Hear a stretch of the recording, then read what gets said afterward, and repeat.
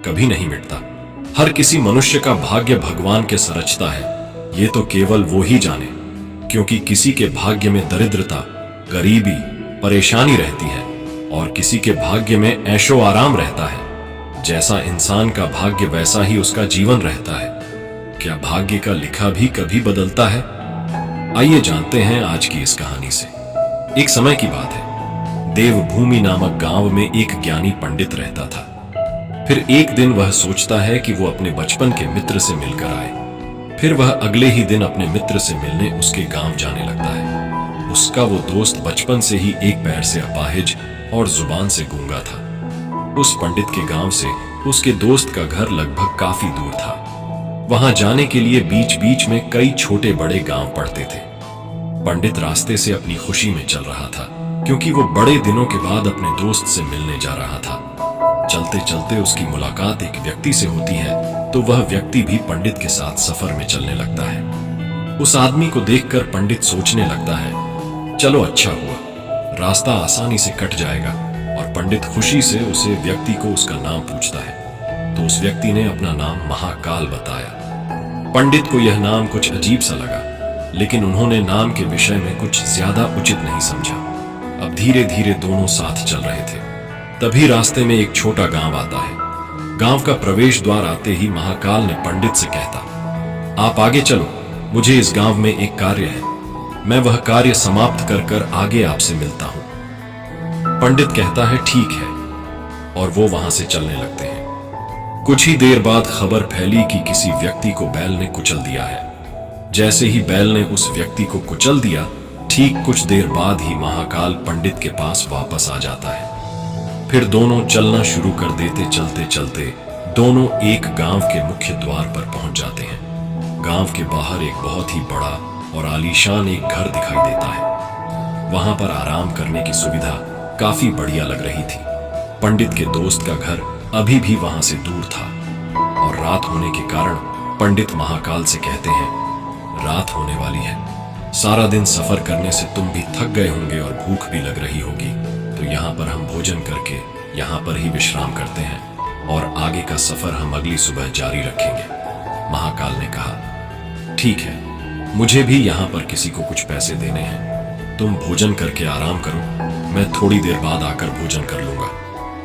इतना कहकर वो वहां से चला जाता है, लेकिन उसके जाते ही कुछ देर बाद गांव में धुआं उठता हुआ दिखाई देता है, और देखते ही देखते पूरे गांव में आग लग जाती है। पंडित ने हैरानी से सोचा, ये महाकाल कुछ तो गड़बड़ है, वो जहां पर भी जाता है कोई ना कोई अनहोनी जरूर हो जाती है। ये व्यक्ति कुछ तो अजीब है, लेकिन फिर भी पंडित ने महाकाल से कुछ पूछना उचित नहीं समझा। अगले दिन सुबह होते ही दोनों फिर से अपनी यात्रा शुरू कर देते हैं। कुछ समय बाद आगे और एक गांव आ जाता है। महाकाल ने फिर पंडित से कहा, आप आगे चलिए, मुझे इस गांव में अपने मित्र के भाई से मिलने जाना है, मैं उसे मिलने के बाद आपको आगे रास्ते में मिलूंगा। ये कहकर महाकाल वहां से चला गया, लेकिन पंडित इस बार आगे नहीं गया। वह वहीं खड़ा होकर महाकाल को देखने लगता है कि वह कहां पर जाता है और क्या करता है। तभी थोड़ी देर बाद लोगों की चिल्लाने की आवाज सुनाई देने लगी कि एक व्यक्ति को सांप ने काट लिया है और उसकी मृत्यु हो गई है। ठीक उसी समय महाकाल फिर पंडित के पास पहुंच गया, लेकिन इस बार पंडित से रहा नहीं गया और उसने महाकाल से पूछ लिया कि तुम जिस भी गांव में जाते हो वहां कोई ना कोई अनहोनी जरूर हो जाती है, क्या तुम मुझे बता सकते हो, ऐसा क्यों हो रहा है? तब महाकाल मुस्कुराते हुए पंडित जी से पूछने लगता है, आप तो मुझे बहुत ज्ञानी मालूम पड़े थे, इसलिए मैं आपके साथ चलने लगा था, क्योंकि ज्ञानियों का साथ बहुत अच्छा होता है, परंतु आप अभी तक नहीं समझ पाए कि मैं कौन हूं। पंडित ने कहा, मुझे पहले से ही शंका थी, तुम कोई आम व्यक्ति नहीं हो, अगर आप ही अपना परिचय देते तो मुझे आसानी हो जाएगी। तब महाकाल ने जवाब दिया कि मैं लोगों के प्राण हरने वाला यमदूत हूं और यमराज की आज्ञा से लोगों के प्राण हरण करता हूं, जिसकी उम्र पूरी हो चुकी है। पंडित को पहले से इस बात की आशंका थी, फिर भी महाकाल के मुंह से बातें सुनकर पंडित कुछ क्षण के लिए घबरा गया, लेकिन फिर भी हिम्मत करके पूछते हैं कि अगर तुम सच में कोई यमदूत हो तो मुझे बताओ, अगली मृत्यु किसकी है? महाकाल ने बड़ी सरलता से जवाब दिया कि अगली मृत्यु तुम्हारे उसी मित्र की है जिससे तुम मिलने जा रहे हो, और तुम ही उसकी मृत्यु का कारण बनोगे। ये बातें सुनकर पंडित सहम गया और सोच में पड़ गया कि अगर सच में यह यमराज का भेजा हुआ दूत, तो उसकी बात भी सच होगी और उसके कारण मेरे बचपन के सबसे अच्छे मित्र की मृत्यु हो जाएगी, तो अच्छा ही होगा कि मैं उससे मिलने की बजाय वापस अपने घर चला जाऊं। कम से कम मैं अपने मित्र की मृत्यु का कारण तो नहीं बनूंगा। महाकाल ने मुस्कुराते हुए कहा, तुम जो सोच रहे हो वो सब मुझे पता है, मगर तुम्हारे अपने मित्र से मिलने जाने से नियति नहीं बदल जाएगी। तुम्हारे मित्र की मृत्यु तो निश्चित है और वो आगे ही कुछ क्षण में घटित होने वाली है। महाकाल के मुंह से ऐसी बातें सुनकर पंडित को झटका लगा, क्योंकि महाकाल ने पंडित के मन की बातें पढ़ ली थीं, जो कि एक सामान्य व्यक्ति के लिए संभव नहीं है। अब पंडित को विश्वास हो गया कि यह महाकाल सचमुच यमदूत ही है। जब पंडित को यहाँ पूर्ण विश्वास हो गया कि महाकाल सच में यमदूत है, तो वो घबरा गया। अपने मित्र की मृत्यु का कारण नहीं बनना चाहता था, इसीलिए वो पलटकर अपने गांव की तरफ वापस जाने लगा। लेकिन जैसे ही पंडित वापस जाने के लिए मुड़ा, तो उसने देखा कि उसका मित्र तेजी से उसकी तरफ चला आ रहा है, जो कि पंडित को देखकर अत्यंत प्रसन्न दिखाई पड़ रहा था। अपने मित्र के आने की गति को देखकर पंडित को ऐसा लगा कि जैसे उसका मित्र काफी देर से उसका ही पीछा कर रहा था, लेकिन वो बचपन से ही गूंगा है और पैर से भी लंगड़ा था, इसलिए ना तो वो पंडित को आवाज देकर रोक पाया था और ना ही उस तक पहुंच पा रहा था। लेकिन जैसे ही वो पंडित के पास पहुंचा, अचानक ही जमीन पर गिर पड़ा और उसकी मृत्यु हो गई। पंडित एकदम से हक्का बक्का होकर महाकाल की ओर देखने लगा, जैसे कि वो पूछना चाह रहा हो, आखिर ये क्या हुआ। महाकाल पंडित के मन में उठे हर प्रश्नों को समझ गया और बोला, तुम्हारे मित्र ने पिछले गांव में ही तुम्हें देख लिया था और वो वहीं से ही तुम्हारा पीछा कर रहा था, लेकिन गूंगा और लंगड़ा होने की वजह से वो तुम तक नहीं पहुंच पाया। उसने अपनी पूरी ताकत लगाकर तुम तक पहुंचने का प्रयास किया, लेकिन बुढ़ापे में बचपन जैसी ताकत नहीं होती, इसलिए उसे दिल का दौरा पड़ गया और यही उसकी मृत्यु का कारण बन गया। वो तुमसे मिलने के लिए अपनी सीमाओं को तोड़कर तुम्हारे पीछे भाग रहा था, इसीलिए अपने मित्र की मृत्यु का कारण भी तुम ही कहलाओगे। अब पंडित को पूर्णतः विश्वास हो गया कि महाकाल यमदूत है और उसका कार्य जीवों के प्राण हरण करना है। लेकिन पंडित एक समझदार व्यक्ति था। वो यह भी जानता था कि मृत्यु पर किसी का वश नहीं है, सबको एक ना एक दिन मरना ही है। यही सोचकर उसने अपने आप को संभाल लिया और अचानक ही पंडित के मन में अपने मृत्यु के बारे में पूछने की भी इच्छा हुई और महाकाल से पूछने लगा कि जब मृत्यु मेरे दोस्त की होनी थी तो तुम मेरे साथ क्यों चल रहे थे। ये प्रश्न सुनकर महाकाल जोर से हंसकर बोला, मैं तो हर पल सभी के साथ चलता हूं, किंतु लोग पहचान नहीं पाते, क्योंकि लोगों के पास अपनी समस्याओं के अलावा किसी और व्यक्ति, वस्तु या घटना के बारे में सोचने के लिए समय होता ही नहीं है। पंडित ने कहा, तो क्या तुम ये बता सकते हो कि मेरी मृत्यु कब, कहां और कैसे होगी।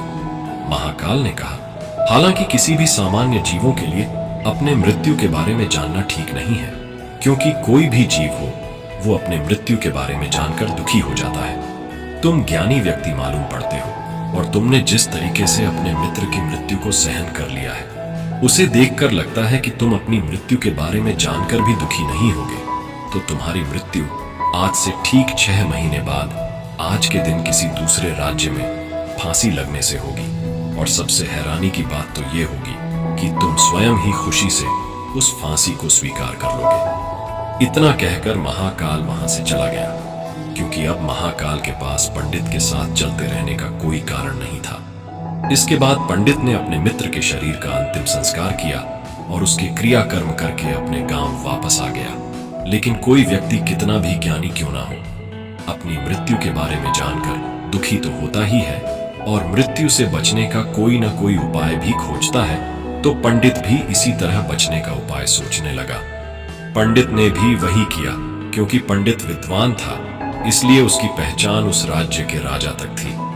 पंडित ने सोचा कि राजा के पास तो कई सारे ज्ञानी मंत्री हैं, वो मेरी मृत्यु से संबंधित समस्या का कोई ना कोई समाधान निकाल ही लेंगे। पंडित यही सोचता हुआ राज दरबार में पहुंच जाता है और राजा से सारी घटना के बारे में बताता है।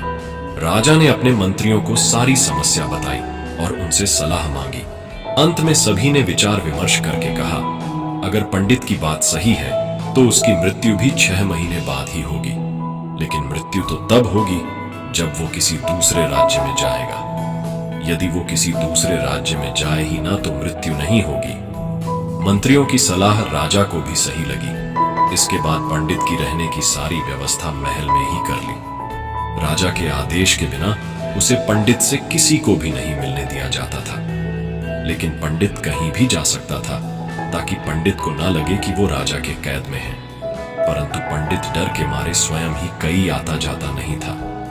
धीरे धीरे महीने गुजर गए और पंडित की मृत्यु का समय नजदीक आने लगा और आखिरकार वो भी दिन आ गया। जिस दिन पंडित की मृत्यु होनी थी तो उस रात पहले पंडित डर के मारे जल्दी सो गया ताकि जल्दी से वो रात बीत जाए और अगला दिन आ जाए ताकि मृत्यु टल सके। लेकिन पंडित को नींद में चलने की बीमारी थी और अपनी बीमारी के बारे में वो स्वयं ही नहीं जानता था। तो फिर राजा मंत्री या किसी वेद को इसके बारे में बताने का कोई प्रश्न ही नहीं था। पंडित अपने मृत्यु को लेकर बहुत चिंतित था। वो पिछले कई दिनों से ठीक से सो भी नहीं पा रहा था और नींद में चलने की बीमारी भी तभी होती है जब व्यक्ति ठीक से सो नहीं पा रहा हो। तो उस रात पंडित को नींद में चलने का दौरा पड़ा।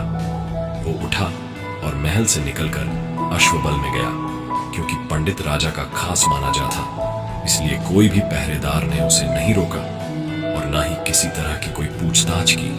अश्वबल में पहुंचकर वो सबसे तेज चलने वाले घोड़े की पीठ पर सवार होकर नींद में ही अपने राज्य की सीमा से बाहर दूसरे पड़ोसी राज्य में चला गया। इतना ही नहीं, वहां दूसरे राज्य में जाकर राजा के महल में पहुंच गया। उसे महल के पहरेदारों ने भी नहीं रोका और ना ही पूछताछ की। सभी लोग रात्रि के अंतिम प्रहार होने के कारण गहरी नींद में थे।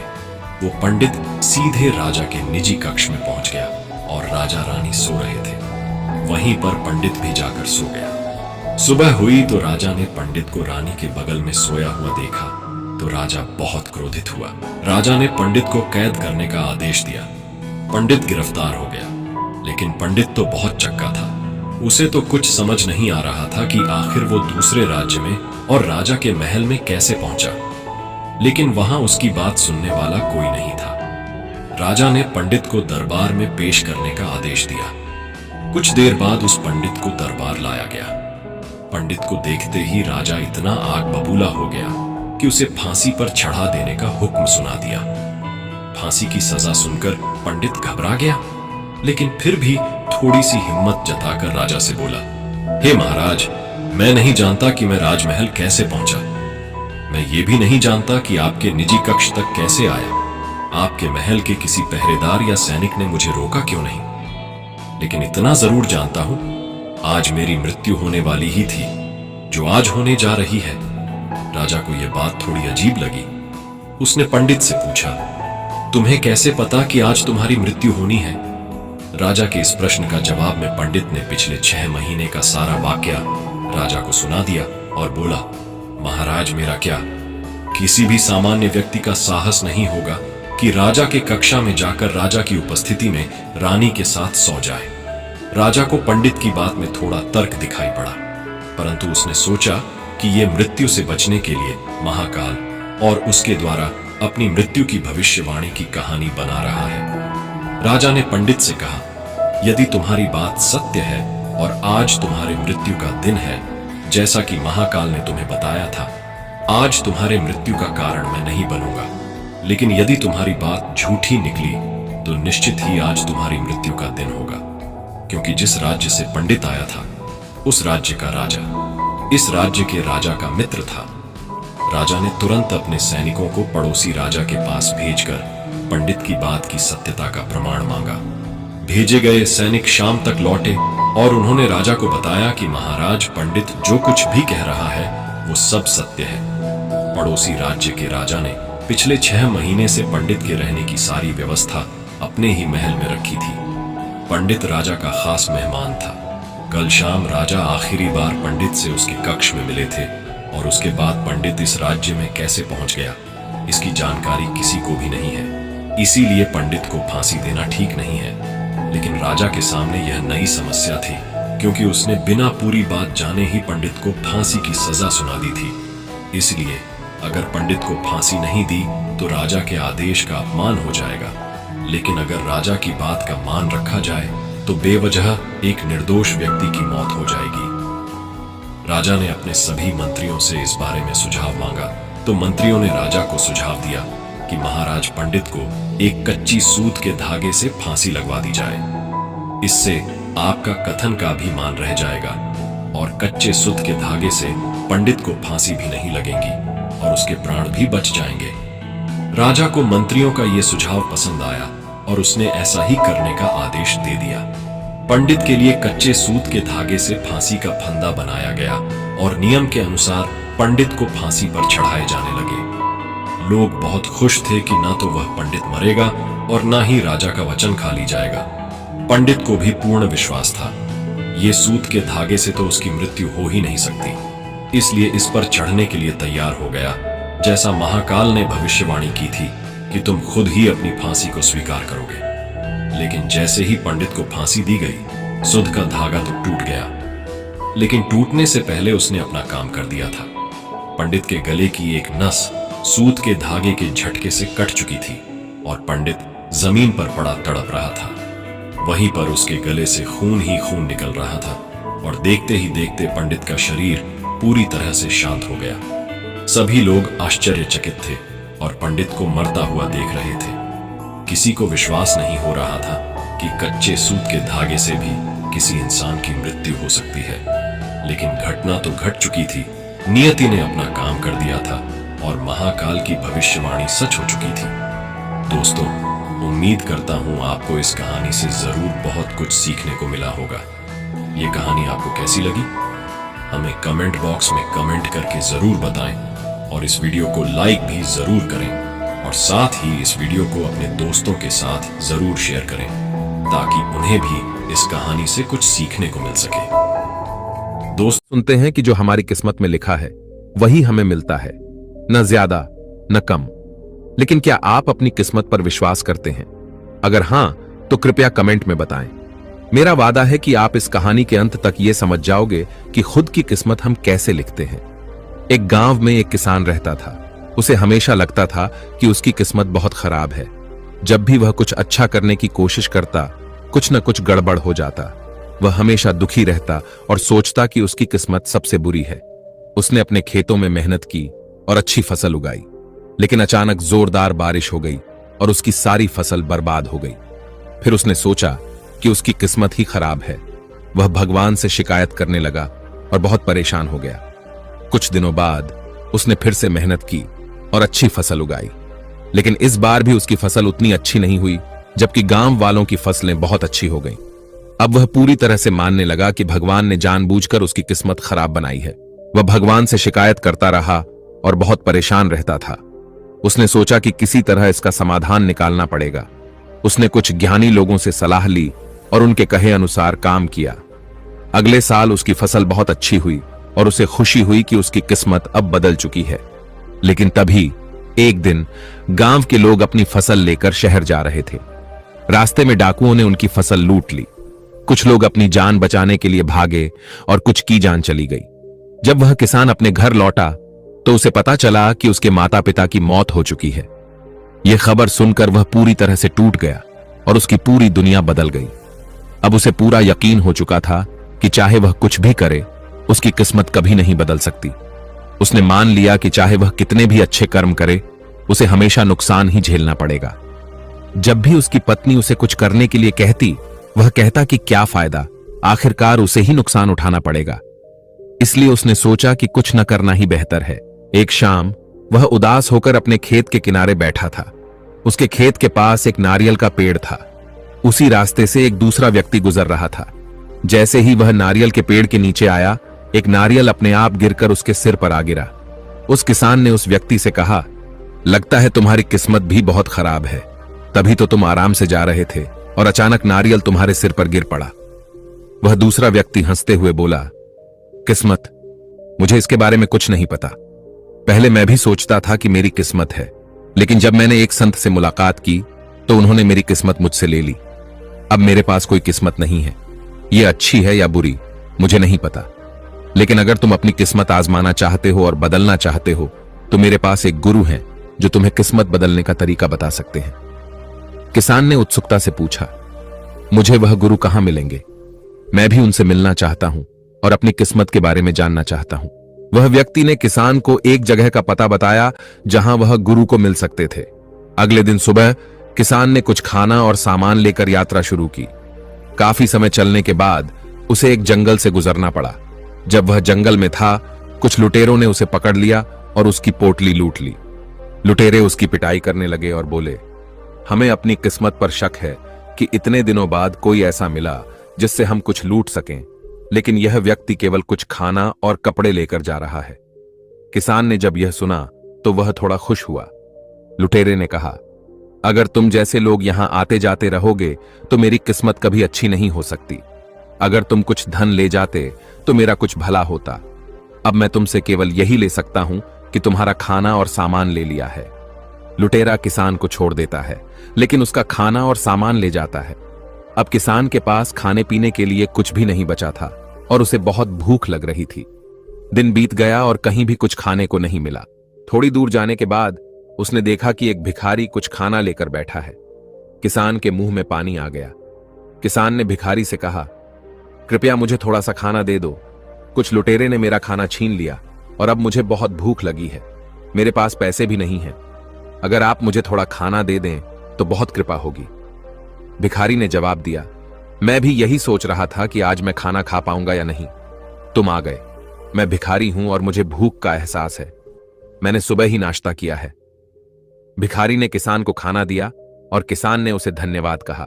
किसान अपने रास्ते पर आगे बढ़ता गया, लेकिन वह खुश नहीं हो पा रहा था। उसने सोचा कि आज के दिन की स्थिति तो यह है कि उसे एक भिखारी से भीख मांगकर खाना मिला। किसान जितना आगे बढ़ता गया, उसके पास खाने का कोई साधन नहीं बचा। वह भीख मांगकर और थोड़े पैसे इकट्ठा करके कुछ खाता था। 12 दिन की यात्रा के बाद वह आखिरकार आश्रम पहुंच गया जहां संत रहते थे। उसने देखा कि एक बड़ा राजा आश्रम से बाहर आ रहा था। किसान ने आश्रम के एक सन्यासी से पूछा, यह कौन है? सन्यासी ने जवाब दिया, यह हमारे राज्य के राजा हैं। उन्हें लगता है कि उनकी किस्मत बहुत खराब है, इसीलिए वे यहां आए हैं। किसान ने सोचा, राजा के पास तो सब कुछ है, फिर उनकी किस्मत खराब कैसे हो सकती है? उसने सन्यासी से पूछा, राजा क्यों आए हैं? उन्हें किस्मत खराब क्यों लगती है? सन्यासी ने कहा, राजा जब भी युद्ध में जाते हैं हार कर लौटते हैं। यही वजह है कि उन्हें लगता है कि उनकी किस्मत खराब है।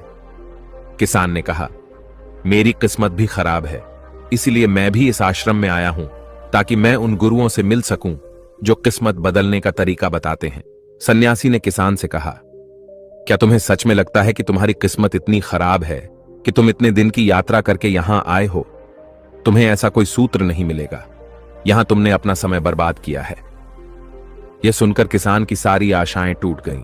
उसे लगा कि अब उसकी किस्मत कभी नहीं बदल सकती। इतने कठिन सफर के बाद यहां आकर उसे कोई फायदा नहीं हुआ। उसे अब विश्वास हो गया कि उसकी किस्मत कभी नहीं सुधरेगी।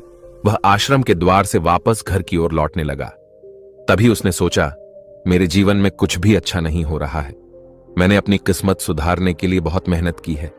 अब जैसी भी मेरी किस्मत है मैं उसे स्वीकार करता हूं, लेकिन चूंकि मैं इतनी दूर तक आया हूं, मैं यात्रा पूरी कर लूं और एक बार उन गुरुओं के दर्शन तो कर लूं। तभी सन्यासी मुस्कुराए और कहा, हां, क्यों नहीं, चलो तुम अंदर आओ। उन्होंने किसान को आश्रम के अंदर ले जाकर एक बड़े पेड़ के नीचे बैठाया। सन्यासी ने कहा, मैं इस आश्रम का गुरु हूं, तुम्हें जो भी पूछना है तुम मुझसे पूछ सकते हो।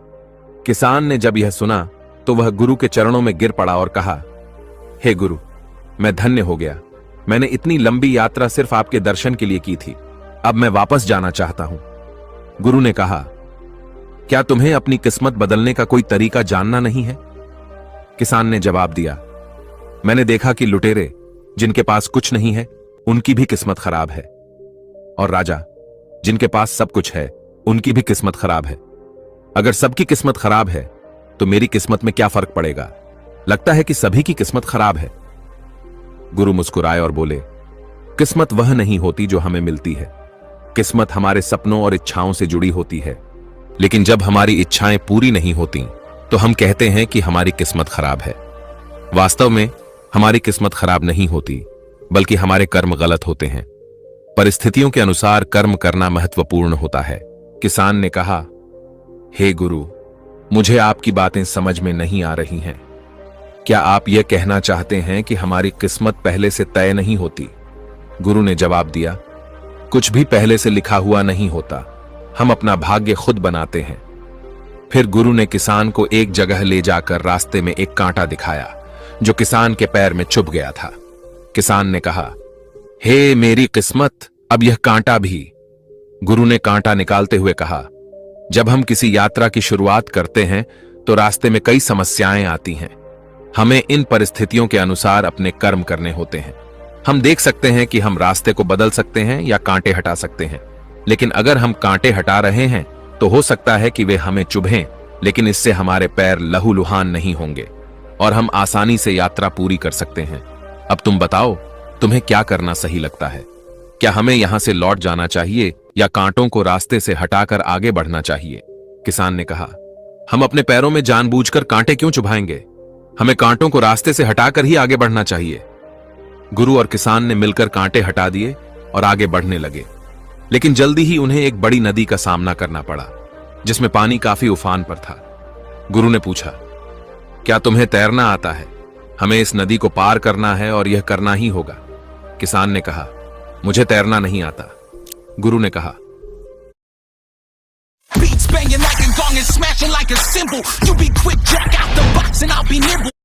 तो तुम यह कह सकते हो कि मेरी किस्मत खराब है, जो मेरे रास्ते में नदी आ गई और मुझे तैरना नहीं आता।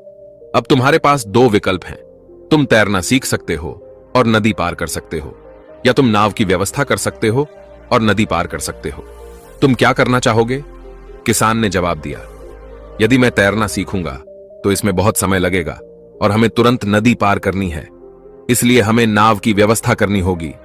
गुरु और किसान ने मिलकर बांस की डंडियों को इकट्ठा किया और नाव बनाई। फिर किसान ने पूछा, अगर हमारी नाव बीच में ही डूब जाती तो क्या होता? क्या तब भी हम नहीं कह सकते कि हमारी किस्मत खराब है? गुरु ने जवाब दिया, बिल्कुल नहीं। जब तक हम जीवित हैं, हमें कोशिश और प्रयास करते रहना चाहिए। जीवन को बचाने का प्रयास हमेशा करना चाहिए, लेकिन जीवन को कभी भी न बचाने का प्रयास करना सही नहीं है। अगर हम नदी के किनारे ही रुक जाते हैं तो सभी संभावनाएं खत्म हो जाती हैं, लेकिन अगर हम नदी पार करने की कोशिश करते हैं तो हमें जीवन जीने का मौका मिलता है। किसान ने कहा, अब मुझे आपकी बात समझ में आ गई है।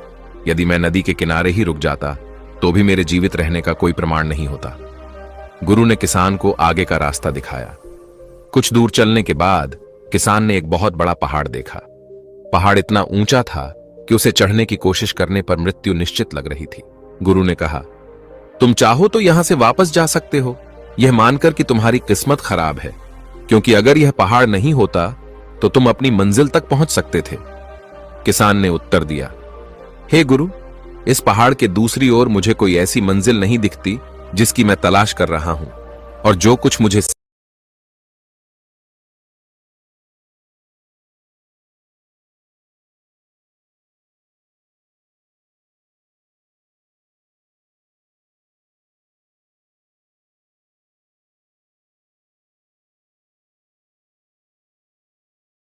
चाहिए था वह आपने मुझे दे दिया है। मैंने समझ लिया है कि हम अपनी किस्मत का रोना अक्सर अपने कर्मों को छिपाने के लिए करते हैं। हम नहीं चाहते कि हमारे कर्मों का खुलासा हो, और अगर किसी को हमारे कर्मों का पता चले तो वह इसका लाभ उठा सकता है। इसलिए लोग अक्सर किस्मत का सहारा लेते हैं, लेकिन असलियत यह है कि हमारे जीवन में सब कुछ परिस्थितियों पर निर्भर करता है, और हमें उन परिस्थितियों के अनुसार अपने जीवन को जीने से डर लगता है। किसान ने कहा, हम कभी भी अपने जीवन में पूरी तरह संतुष्ट नहीं होते। हम चमत्कारों की तलाश में भागते हैं और भाग्य बदलने का उपाय खोजते हैं, जबकि असल में भाग्य स्थिर नहीं होता। हमारे कर्म ही हमारे भाग्य को आकार देते हैं। लोग अक्सर किस्मत को एक खेल मानते हैं, लेकिन वास्तव में जो कुछ लिखा है वह हमारे कर्मों पर निर्भर करता है। चाहे कांटों से भरा रास्ता हो, उफनती नदी हो या एक बड़ा पहाड़, इन सभी चुनौतियों को पार कर अपनी मंजिल तक पहुंचना ही हमारी कोशिश होनी चाहिए। अंत में किसान ने गुरु से पूछा, यदि मैं इस पहाड़ को चढ़ जाता तो मुझे क्या मिलता? गुरु ने उत्तर दिया, वही जो सबको मिलता है। रास्ते मायने नहीं रखते, मंजिल मायने नहीं रखती, बल्कि इनका निचोड़ ही तुम्हारी मंजिल होती है। रास्तों का ज्ञान तुम्हारा विज्ञान बन जाता है और यही रास्ते हमें सिखाते हैं कि अपने जीवन में कैसे आगे बढ़ना चाहिए। बिना रास्तों के मंजिल अधूरी होती है। इसीलिए भाग्य पर निर्भर रहने के बजाय अपने कर्मों पर विश्वास रखो और उन्हें करते जाओ। यही कर्म तुम्हें तुम्हारी मंजिल तक पहुंचाने में मदद करेंगे। दोस्तों, भाग्य के भरोसे मत बैठिए, अपने कर्मों को नियमित रूप से करते जाइए। अपने कर्मों पर विश्वास कीजिए और अपने कर्मों से अपना भाग्य खुद बनाइए। दोस्तों, आपने आज के इस वीडियो से क्या सीखा वो मुझे आप कमेंट में बता सकते हैं। इसी के साथ में उम्मीद है कि आपको आज की वीडियो पसंद आई होगी, तो इस वीडियो को उस इंसान को शेयर करें जिससे यह कहानी सुनने की जरूरत है, और उसी के ठीक बाद चैनल को सब्सक्राइब करें। तो चलिए फिर मिलते हैं ऐसी एक और नई वीडियो में एक नए मैसेज के साथ। तब तक के लिए अपना ख्याल रखें। धन्यवाद और नमो बुद्धाय। जब भी कोई व्यक्ति गौतम बुद्ध के संघ में शामिल होता था तो बुद्ध उसे सबसे पहले शांत रहने के लिए कहते थे। ध्यान की अवस्था में जाने से पहले उस भिक्षु को शांत रहना सिखाया जाता था। आज के दौर में हर तरफ सौरी शोर है। इसकी वजह से दिमाग में तनाव पैदा होना लाजमी है। ऐसे में अगर आप हर रोज कुछ देर मौन रहने का अभ्यास करते हैं तो इससे आपके तनाव पैदा होने वाले हार्मोन के लेवल में कमी आती है। इससे आपका दिमाग शांत होता है, गुस्सा नियंत्रित रहता है और तनाव बढ़ाने वाले हार्मोन्स का लेवल घटता है। आज के इस वीडियो में हम जानेंगे कि किन मौकों पर हमें शांत रहना है और किन मौकों पर हमें बोलना है, और शांत रहने से हमारे अंदर क्या बदलाव आ सकता है। दोस्तों, संध्या काल का समय था। गुरु अपने सभी शिष्यों को बुलाते हैं और कहते हैं, कल सुबह सब लोग नदी में स्नान करने के बाद तुरंत हमारी कुटिया के सामने उपस्थित हो जाना। सभी इसी से हैरान रह जाते हैं कि हम लोगों ने कुछ गलती की है क्या, लेकिन गुस्से से यह कहते हैं कि हो सकता है कि गुरुजी कल सुबह कुछ अच्छी बात बताने वाले हैं। सब लोग रात को सही समय पर सो जाते हैं और सुबह उठकर सभी लोग नदी में स्नान करने के बाद वापस गुरुजी के सामने उपस्थित हो जाते हैं। गुरु कहते हैं, आज हम तुम सबको चुप रहने के फायदे के बारे में बताऊंगा। गुरु कहते हैं, 10 मौके जहां पर चुप रहने से होता है लाभ और बोलने से नुकसान। गुरु कहते हैं, अगर आप इन 10 मौकों पर शांत हो गए यानी मौन हो गए तो आप जो चाहेंगे वही मिल जाएगा। आपकी जिंदगी में चमत्कारिक बदलाव शुरू हो जाएंगे। जरूरत से ज्यादा बोलना या चुप रहना दोनों ही अच्छी बात नहीं है।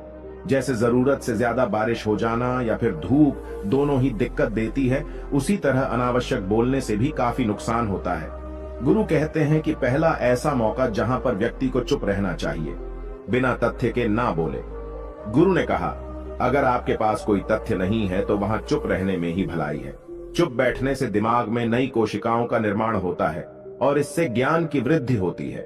बोलने में भलाई वही है जहां आपको किसी चीज के बारे में पूरा ज्ञान हो।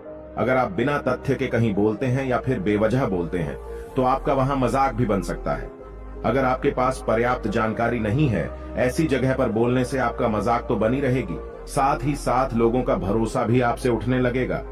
इसलिए ऐसी जगह पर शांत रहो जहां तुम्हें पता ना हो कि क्या बोलना है क्या नहीं। कई बार कुछ लोग ऐसे होते हैं जो हर जगह अपनी उपस्थिति बताने लगते हैं। उन्हें पता नहीं होता है कि हमें क्या बोलना है, लेकिन फिर भी बोलते जाते हैं और फिर बाद में दूसरे लोग उनके जाने के बाद उनका मजाक उड़ाते हैं। जब तक आपको उस तथ्य के बारे में अच्छा ज्ञान नहीं है, उसके बारे में पता नहीं है, तो वहां चुप रहना ही ज्यादा समझदारी है। गुरु ने कहा, दूसरा ऐसा मौका जहां पर व्यक्ति को चुप रहना चाहिए। शब्दों से न पहुंचे ठेस। अगर आपके शब्द किसी को मानसिक ठेस पहुंचा रहे हैं तो वहां चुप हो जाना चाहिए। कमजोर व्यक्ति के बारे में कुछ भी बोलकर आप महान नहीं बन सकते हैं। महान आप किसी कमजोर का साथ देने में बनेंगे। कई बार होता है कुछ लोग अपने से छोटे व्यक्ति को भला बुरा कहते रहते हैं। सामने वाला इंसान तो कद से आपसे छोटा है, वह आपको कुछ नहीं बोलेगा, लेकिन आप उसकी नजरों में गिरते चले जाएंगे। हो सकता है कि कल वह भी आपसे पद में बड़ा हो जाए। पद में आपसे जब वह बड़ा हो जाएगा तो आज जो रवैया आपका उसके साथ है, आने वाले समय में वह भी आपके साथ वही करेगा। आप किसी को नीचा दिखाकर बड़ा नहीं बन सकते हैं। बड़ा बनना है तो अपने से छोटे लोगों का इज्जत भी करना सीखें और साथ ही साथ बड़े लोगों का भी सम्मान करना चाहिए। लोगों को लगता है कि अगर वह अकड़कर बोलेंगे और सामने वाले को नीचा गिराने की कोशिश करेंगे तो वह बड़े बन जाएंगे, तो यह उन सब की भूल है। बड़े होने की बजाय आप उनकी नजरों में गिरते चले जाएंगे। गुरु ने आगे कहा, इसलिए शिष्यों, तुम सब जब भी बोलना आदर भाव से बोलना, ताकि तुम्हारी बात लोगों को अच्छी लगे। बोलने में भाई बहन, माता पिता, मित्र इत्यादि संबोधन शब्दों का इस्तेमाल जरूर करना। इससे तुम्हारी मान प्रतिष्ठा तो बढ़ेगी ही साथ लोगों की नजरों में तुम समझदार व्यक्ति बनते जाओगे। गुरु ने आगे कहा, तीसरा मौका जहां पर व्यक्ति को चुप रहने में ही भलाई है। क्रोध या घृणा करने वाले लोग जब कोई अपना या सगा संबंधी आप पर क्रोध कर रहा हो, आपका अपमान कर रहा हो, तो आपको उस वक्त चुप रहना चाहिए ताकि सामने वाले का गुब्बारा पूरी तरह से फट जाए। आप यदि सही हैं तो उसे कतई माफीनामा गए और चुप रहकर ही सही समय का इंतजार करें। वह खुद आपसे माफी मांग लेगा जब उसे अपनी गलती का एहसास हो जाएगा। गुरु आगे कहते हैं कि अगर आपका कोई सगा संबंधी आप पर क्रोध कर रहा हो और आप उस समय शांत हैं, तो यह आदर सम्मान देने की निशानी होती है। इससे न कोई छोटा होता है और न ही बड़ा। अगर आपको क्रोध आ रहा है तो आप या तो वहां से किसी का अनादर किए बिना चले जाएं या फिर चुप रहें। क्रोध करने से आपके रिश्ते खराब होंगे। क्रोध करने से हमेशा क्रोध करने वाले व्यक्ति का ही बुरा होता है। गुरु आगे कहते हैं कि एक बार की बात है, एक सांप जंगल से भागते हुए किसी राजा के घर में पहुंच गया। लोगों ने छेड़खानी की तो वह बहुत ही गुस्सा हो गया, जिससे घर में जो तलवार पड़ी हुई थी उसी को लपेटकर कसने लगा और धीरे धीरे उसका पूरा शरीर कट गया। ठीक उसी प्रकार हमारा गुस्सा भी हमारे शरीर को तलवार की भांति काटता रहता है। गुस्सा ध्यान से खत्म होता है प्रतिदिन। अगर आप ध्यान की मुद्रा में बैठे हैं तो आपका गुस्सा आपके नियंत्रण में रहेगा। गुरु आगे कहते हैं कि यह तरीका है कि आप प्रतिदिन ध्यान का अभ्यास करें। इससे आपके शरीर में जो हार्मोन्स गुस्से को बढ़ावा देते हैं वह सब तुम्हारे नियंत्रण में रहेंगे, जिससे शरीर गुस्से पर आसानी तुम्हारा से काबू पा लेगा। लेकिन एक तरीका यह भी है कि जब भी आपको गुस्सा आए तो आप यह समझने का प्रयास करो कि क्या मेरा गुस्सा जायज है या नहीं। हमें वहां पर बोलना चाहिए कि नहीं। जब आप खुद इस बात का आकलन लगा पाएंगे तो आपको खुद पता चल जाएगा कि हमें गुस्सा करना चाहिए या नहीं। फिर भी आपको गुस्सा आ रहा है तो आप वहां से हटने का प्रयास करें, वहां से दूर चले जाएं। धीरे धीरे समय के साथ आपका दिमाग शांत हो जाएगा। गुरु ने कहा, चौथा ऐसा मौका जहां पर इंसान को बहुत ही समझदारी के साथ काम लेना चाहिए। वहां पर आपको चुप रहना ही चाहिए जहां पर उस मुद्दे से आपका कोई संबंध ना हो। अगर आपका किसी मुद्दे से कोई संबंध ना हो तो वहां आपका चुप रहना बनता है। बिना किसी वजह अगर आप दूसरे के मुद्दे पर बोलेंगे तो यह आपके लिए अनिष्टकारी होगा। इसमें केवल और केवल आपका ही नुकसान है। जल्द ही आप किसी दो लोगों के बीच हो रहे विवाद में जल्दी अपनी टांग न डालें। अगर सामने वाला आपको बुला रहा है अपना झगड़ा शांत करवाने के लिए तो ही आप वहां पर जाएं। किसी की व्यक्तिगत जिंदगी में दखल अंदाजी नहीं देनी चाहिए जब तक कि वह व्यक्ति आपको नहीं बुलाता है। अपने झगड़े को शांत करवाने के लिए कुछ लोग फालतू में दूसरे के विवाद में कूद पड़ते हैं। इससे उनके मान सम्मान, मर्यादा पर लोग उंगली उठाने लगते हैं। गुरु कहते हैं कि 10 मौकों में 5वां ऐसा मौका जहां पर व्यक्ति को बहुत ही समझदारी के साथ चुप रहना चाहिए। आपके शब्दों से किसी मित्र को हानि न पहुंचे। अगर आपके शब्द सामने वाले के परिवार या मित्रों की प्रतिष्ठा के बारे में बुरी झलक दिखा रहे हैं तो आपको चुप रहना चाहिए। किसी के परिवार या फिर मित्र के बारे में बुरा बोलने से केवल आप ही बुरे बनेंगे। जो चीज आसानी से खत्म की जा सकती है उसे अपने शब्दों से बड़ा न करें। बिना चिल्लाए बात करने का प्रयास करते रहना चाहिए। अगर आप बिना चिल्लाए कोई बात नहीं कह सकते तो आपका चुप रहने में ही भलाई है। किसी पर चिल्लाने से आपके व्यवहार के बारे में पता चलता है। ज्यादा बोलने से चीजें हमेशा खराब ही होती हैं। कई बार कुछ रिश्ते ज्यादा तेज बोलने की वजह से टूट जाते हैं। इसलिए अपनी आवाज में मीठापन लाएं। आपके शब्दों से आपके दोस्त को हानि नहीं पहुंचनी चाहिए।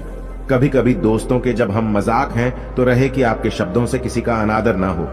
मजाक को भी हमेशा शब्दों के मायने में ही रखें। जहां किसी को शब्दों से चोट लगे वहां चुप हो जाएं। ज्यादा बोलने से हमेशा नुकसान ही होता है। किसी और की प्रतिष्ठा को अपने शब्दों के माध्यम से उसे हानि नहीं पहुंचानी चाहिए। यदि आपके शब्दों से किसी और की प्रतिष्ठा को ठेस पहुंच रही है तो वहां आपको चुप हो जाना चाहिए। जब कोई व्यक्ति आपके सामने नहीं है तो आप उस व्यक्ति के बारे में बुरे शब्द किसी तीसरे व्यक्ति के सामने न बोलें।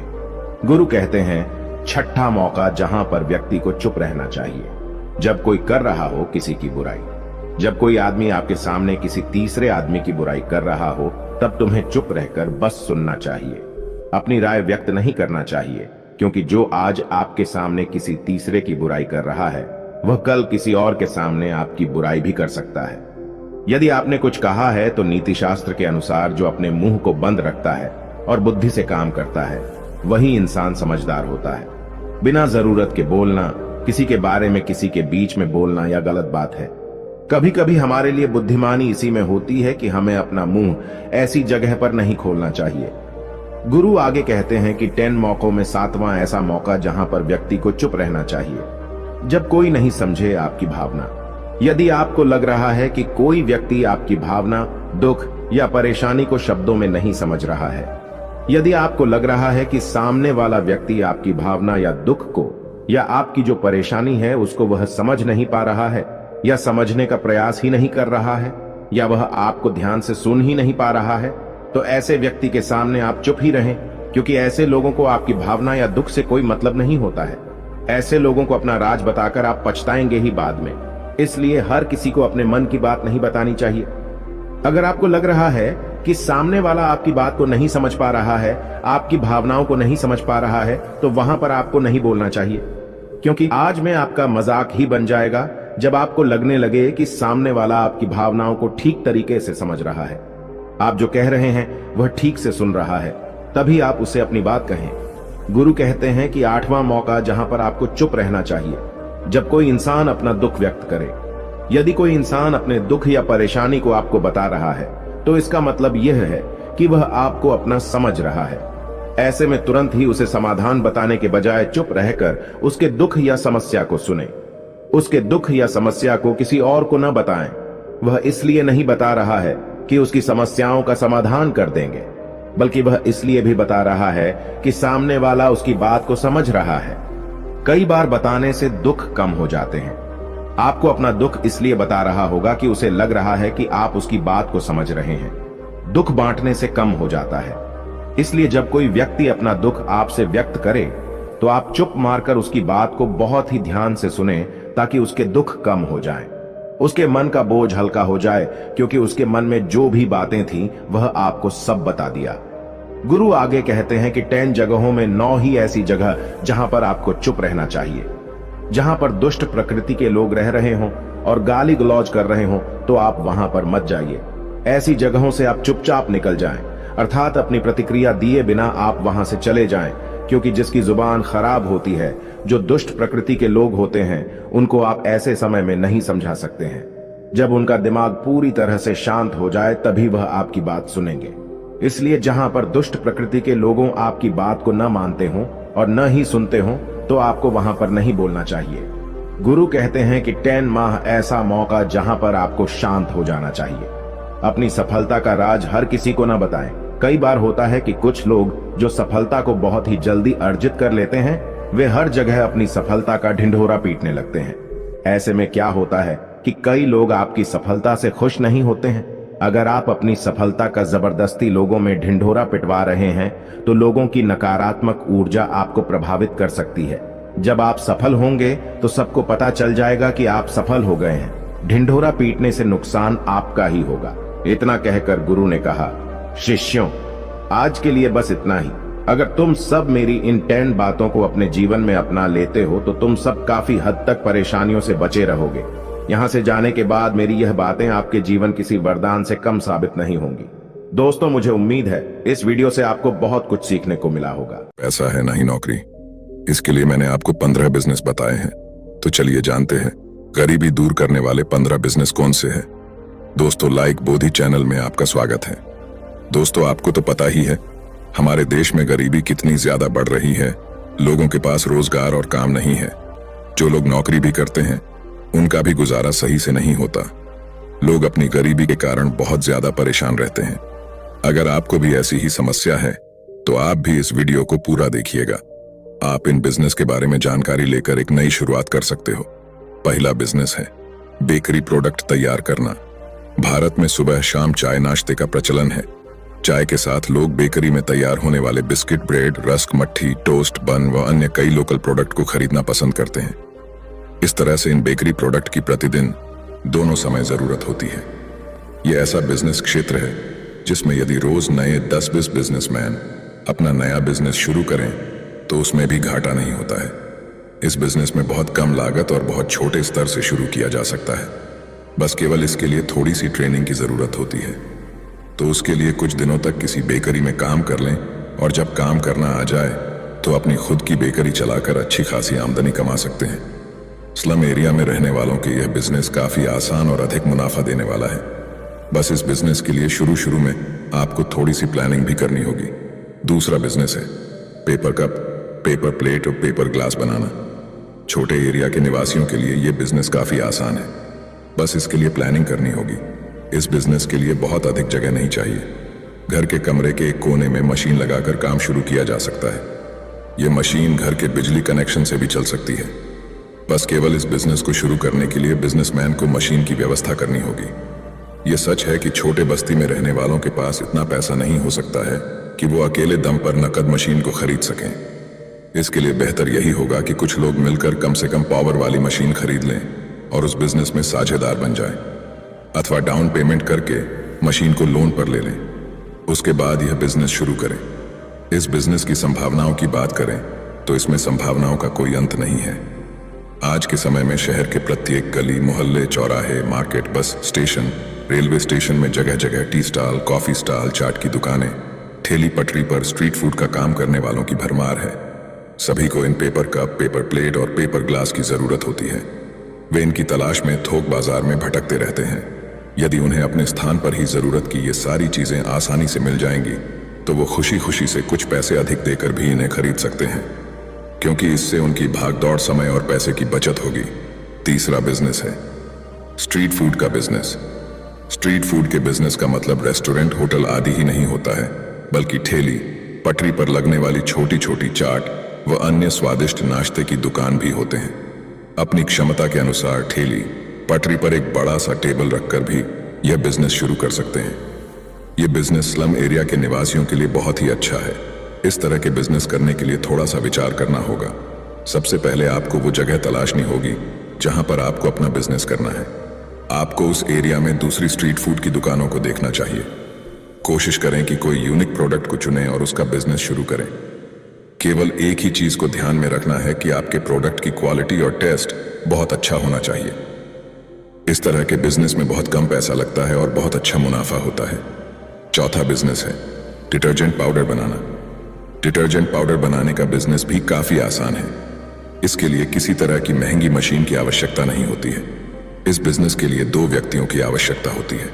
एक बड़े से बर्तन की जरूरत होती है जिसमें 15 से 20 किलो तक डिटर्जेंट पाउडर बनाया जा सके। डिटर्जेंट बनाने के लिए आपको कुछ केमिकल्स की जरूरत होती है। वो आप केमिकल की दुकान जाएंगे तो वो आपको सब कुछ बता देंगे। बनाने की विधि कोई बहुत अधिक पेचीदा नहीं है, बस केवल आपको कई केमिकल्स को अच्छी तरह से मिलाना है। इसके लिए बड़े बर्तन में एक एक करके केमिकल डालते जाना है और उसको हिलाते रहना है।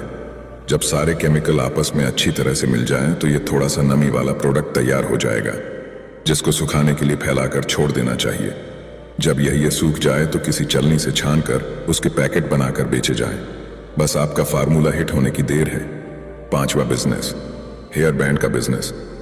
हेयर बैंड का बिजनेस ऐसा बिजनेस है जो सदाबहार 365 दिन चलने वाला है, क्योंकि इसका इस्तेमाल प्रतिदिन होता है। यदि किसी घर में 2 महिलाएं हुई तो कम से कम 4 हेयर बैंड रोज की जरूरत होते हैं। इससे यह अनुमान लगाया जा सकता है कि यह रोजाना कितना बिकने वाला आइटम है। इसलिए यह बिजनेस बहुत अधिक डिमांड वाला है। इसमें काफी अधिक मुनाफा भी मिलता है। हेयर बैंड का बिजनेस 2 तरीके से किया जा सकता है। एक तो यह है कि कोई भी महिला जिसके पास सिलाई मशीन है और जिसके पास सिलाई मशीन नहीं भी है, वो भी अपने घर में खाली समय में बाजार में बिकने वाले आकर्षक रंगों व डिजाइनों वाले कपड़ों के पीस को सस्ते दाम में खरीदकर उनकी कटाई सिलाई करके आकर्षक हेयर बैंड बना सकती हैं। ये यूनिक डिजाइनर वाले हेयर बैंड की मार्केट में बहुत अच्छी डिमांड है। एक बार आपके बने हेयर बैंड मार्केट में पसंद आ गए तो समझिए कि आपके अच्छे दिन आ गए। हेयर बैंड का बिजनेस करने का दूसरा तरीका यह है कि थोक मार्केट से सस्ते रेट में बने बनाए हेयर बैंड लाकर दूर दराज की दुकानों पर फुटकर दुकानदारों को बेच सकते हैं। इस बिजनेस को छोटे एरिया के लोग आसानी से शुरू कर सकते हैं। छठा बिजनेस पापड़ वचार का बिजनेस। पापड़ वचार के बिजनेस का भी बहुत अच्छा आइडिया है। इस काम के लिए न तो कोई जगह और न ही कोई मशीन आदि की आवश्यकता होती है। घर के सामान से पापड़ अचार बनाया जा सकता है। इसके लिए लोकल मार्केट से कच्चा माल मंगाया जा सकता है। शुरू में बहुत ही छोटे लेवल से यह बिजनेस शुरू किया जा सकता है। इस बिजनेस की खास बात यह है कि आपके हाथ में स्वाद का जादू होना चाहिए। आपके द्वारा तैयार किए गए प्रोडक्ट का स्वाद ग्राहकों को भा गया तो आपके प्रोडक्ट की मार्केट अपने आप ही चल जाएगी। स्लम एरिया के लोगों के लिए यह बिजनेस बहुत ही अच्छा है। वो इस बिजनेस को छोटे लेवल से शुरू करके बड़ा बिजनेस भी बना सकते हैं। 8वां बिजनेस, हेयर ड्रेसिंग सर्विस का बिजनेस। यह ऐसा बिजनेस है कि इसे कोई भी कहीं से बहुत कम पैसे खर्च करके शुरू कर सकता है। बस इसके लिए जरूरी यह है कि आपको यह काम आना चाहिए। यदि नहीं आता है तो किसी को गुरु बनाइए और उसकी शॉप में फ्री में सेवा दीजिए। यदि दुकानदार आपको पार्ट टाइम या बहुत कम पैसे में काम पर रखना चाहे तो आपको उसके प्रस्ताव को स्वीकार कर लेना चाहिए। वहां काम करने से आपको 2 फायदे मिलेंगे। पहला फायदा तो आपको यह मिलेगा कि आप काम सीख जाओगे। दूसरा फायदा यह कि वहां आने वाले ग्राहकों से आपका परिचय हो जाएगा, जो आपको अपना बिजनेस शुरू करने के समय काम आएगा। यह बिजनेस सड़क के किनारे एक छोटा सेट डालकर भी शुरू किया जा सकता है। जैसे जैसे आमदनी बढ़ती जाए इसको वैसे वैसे दुकान आदि की व्यवस्था करके आगे बढ़ाया जा सकता है। 9वां बिजनेस, ऑटोमोबाइल रिपेयरिंग का बिजनेस। प्रत्येक शहर में वाहनों की भारी संख्या देखने को मिलती है। दिन भर सड़कों पर दौड़ने वाले वाहन खराब भी होते हैं।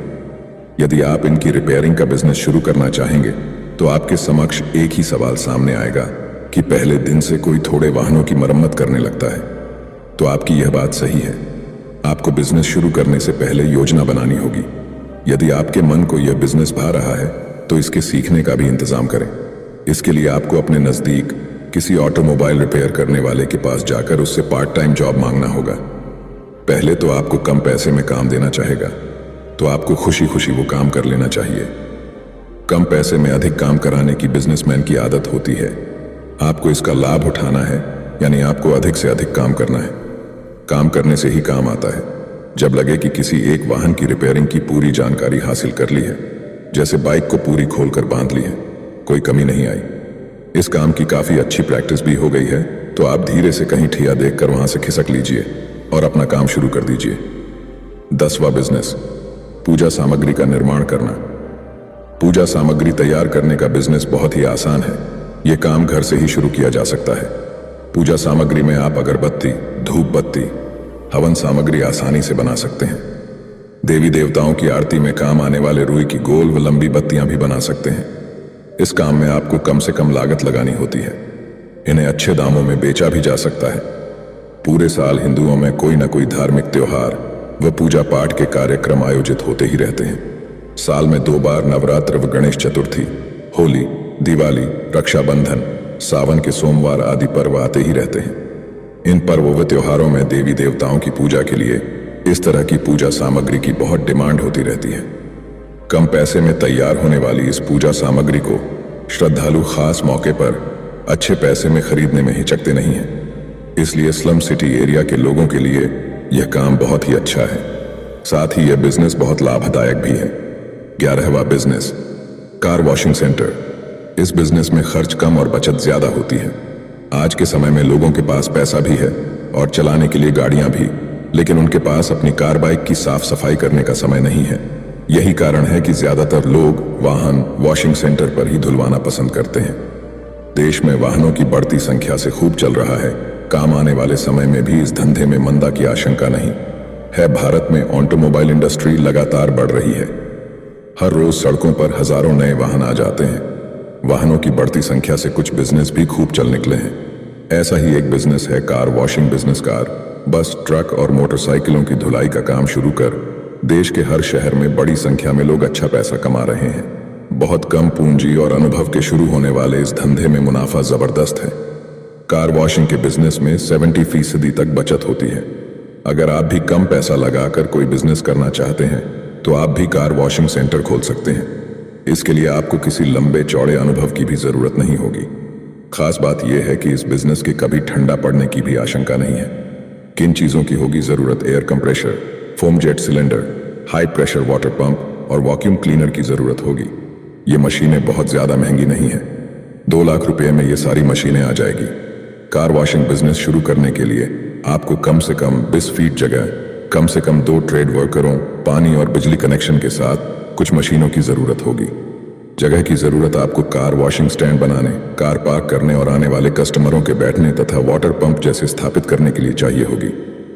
बार हवा बिजनेस, कपड़े के बिजनेस। यदि आप कपड़े का व्यापार शुरू करना चाहते हैं तो पहले आपको एक स्थान का चयन करना होगा जो भीड़ भाड़ वाला हो और जहां एक दुकान खोलना एक उत्तम विकल्प हो सकता है। इस तरह के इलाके में दुकान खोलने से आपको अधिक ग्राहकों का आकर्षण हो सकता है और व्यापार में अधिक सफलता प्राप्त हो सकती है। यदि आप अपने वस्त्र व्यवसाय को बढ़ाना चाहते हैं तो आपको विभिन्न प्रकार के डिजाइन को अपने पास रखना होगा। वस्त्रों की बिक्री बढ़ाने के लिए आकर्षक ऑफर प्रदान करने होंगे जिससे ग्राहकों को प्रभावित किया जा सके। दुकान का इंटीरियर आकर्षक और भव्य होना चाहिए।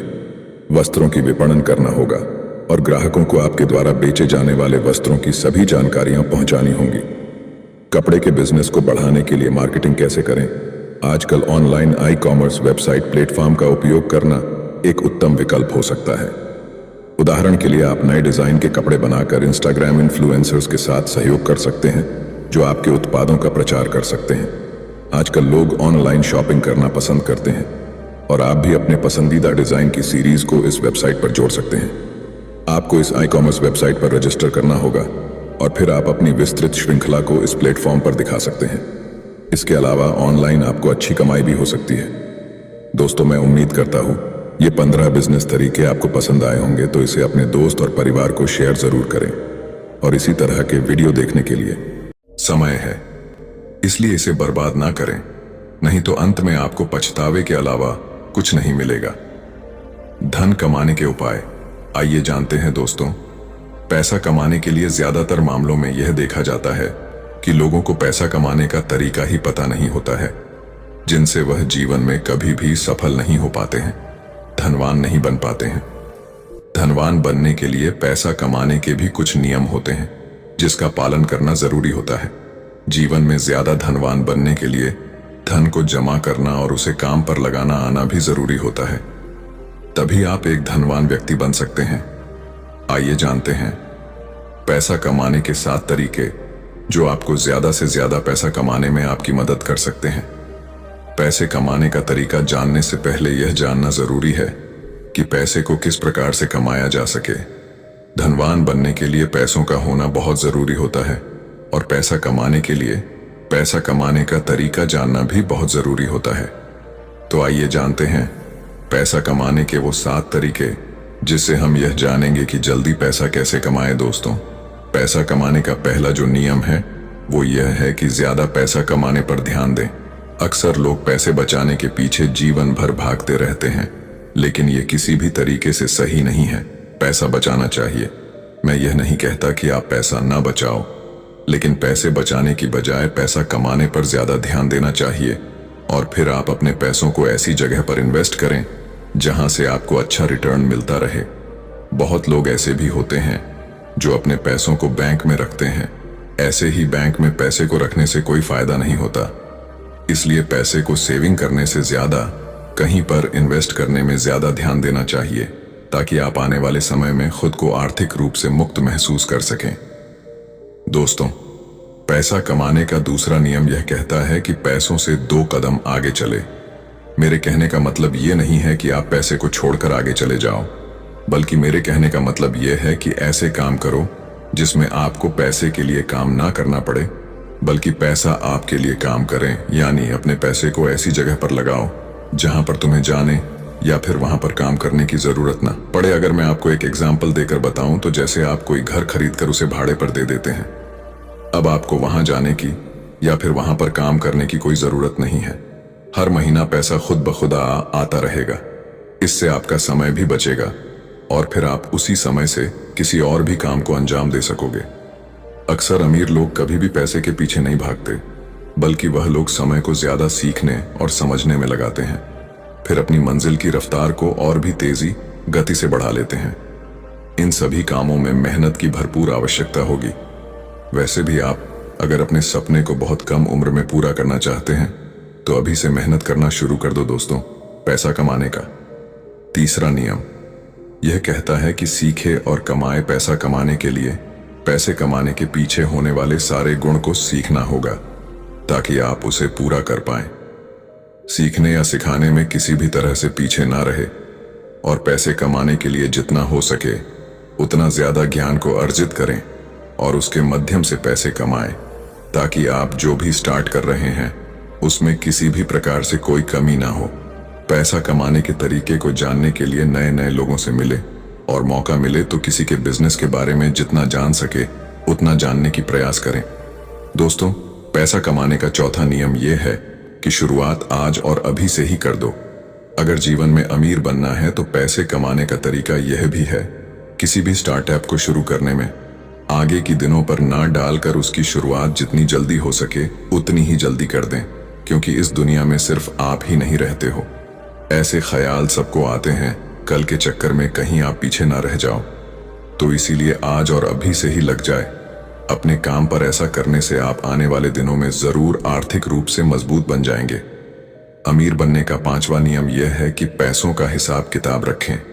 अगर जीवन में असफल होना है तो आप अभी अपने जीवन में जो कुछ भी है उससे कोई फर्क नहीं पड़ता, लेकिन एक आदत जरूर बनाए रखें। वह आदत यह है कि पैसों का हिसाब किताब रखना।